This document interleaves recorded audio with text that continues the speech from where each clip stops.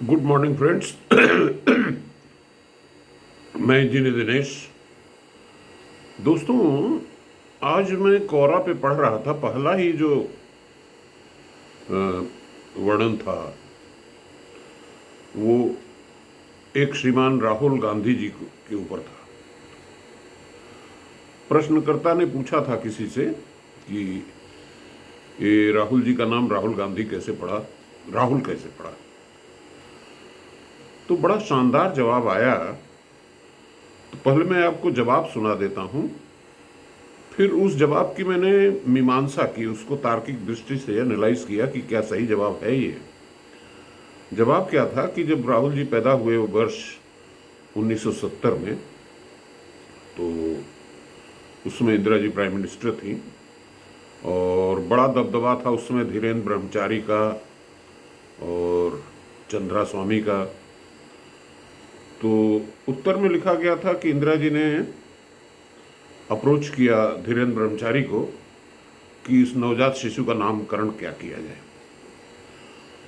तो धीरेन्द्र ब्रह्मचारी ने बोला कि इसके लिए चंद्रा स्वामी से संपर्क कीजिए, क्योंकि चंद्रा स्वामी के बारे में कहा जाता है कि उस समय इस पृथ्वी पर उनसे बड़ा तांत्रिक कोई नहीं था।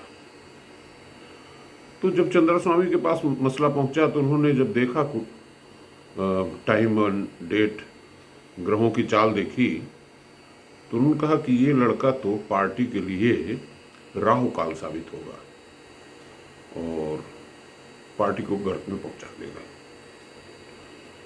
तो इंदिरा जी ने पूछा कोई उपाय? बोला उपाय एक ही है कि ये पार्टी के लिए चूंकि राहु काल साबित हो रहा है या होगा, तो इसका नाम राहु काल रख दिया जाए तो असर कम हो जाएगा।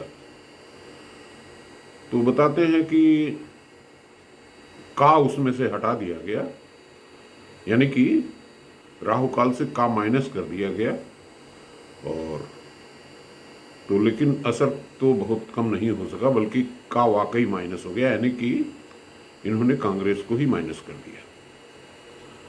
तो मुझे इतना इसलिए कहना पड़ रहा है कि देखिए, मैं आज की तारीख में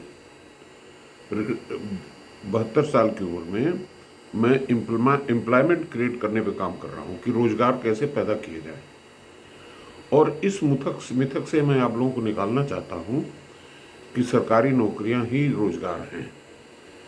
क्यों? क्योंकि सरकारी नौकरियां 1% भी नहीं हैं और कम होती चली जा रही हैं, और उसी के भरोसे और हमारे ये जो राजनीतिज्ञ हैं और जो मीडिया के लोग हैं, दुर्भाग्यपूर्ण ये है कि ये इसी सरकारी नौकरियों का ही महिमा मंडन करके ये दिखाना चाहते हैं कि यही नौकरी का एक ही स्रोत यही है। इसलिए मैं हर उस व्यक्ति की आलोचना करता हूँ जो सरकारी नौकरियों को ओनली सोर्स ऑफ एम्प्लॉयमेंट मानता हो, और चाहे वो आरक्षण समर्थक हो चाहे आरक्षण विरोधी हो, दोनों को मैं एक ही दृष्टि से देखता हूँ। और कांग्रेस का ये नारा मुझे बहुत पसंद था कि न जात पर न पात पर, इंदिरा जी की बात पर मुहर लगेगी हाथ पर। लेकिन ये राहु काल ने जो नारा दे दिया कि ओबीसी कितने परसेंटेज है सचिवालय में, अरे भाई, आईएएस की जो सिलेक्शन प्रोसेस है वो एक प्रॉपर सिलेक्शन प्रोसेस है। उसके तहत प्रमोशन पाते पाते जो सेक्रेटरी लेवल पर जो लोग पहुंचते हैं वो पहुंचते हैं। उसमें अब जाति क्यों तलाश रहे हैं? तो इसलिए मुझे उनके बारे में ये सच्चाई उजागर करनी पड़ी कि ये पप्पू नहीं है बल्कि ये राहु काल जी हैं। धन्यवाद।